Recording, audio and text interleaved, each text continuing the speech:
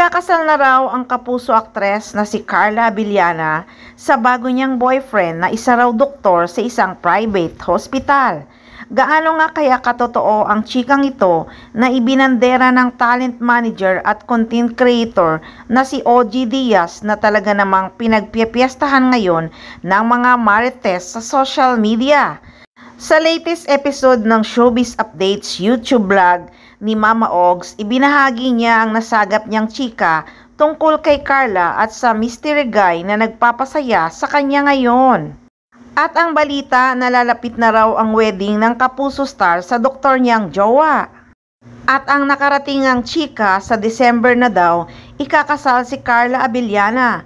Wow, sino naman kaya ang lucky guy na ito?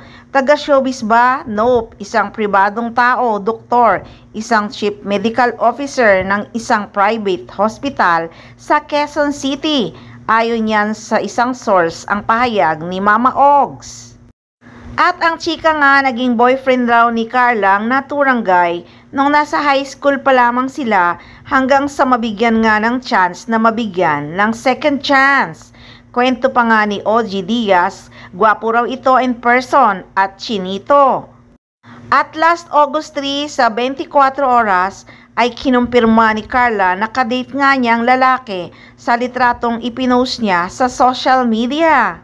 At ayon nga kay Carla Abellana, I've said it naman na before that it's about time I open myself to dating, meeting new people. So I decided to try it. Yes, there a second date. We'll see if there's gonna be more dates. Aniya pa.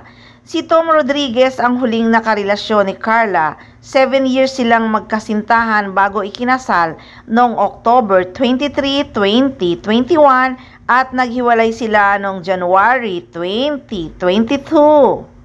Pinanindigan din noon ni Carla na hindi siya ang kontrabida sa kwento nilang mag-asawa na naghiwalay matapos lamang ang 3 buwang pagpapakasal.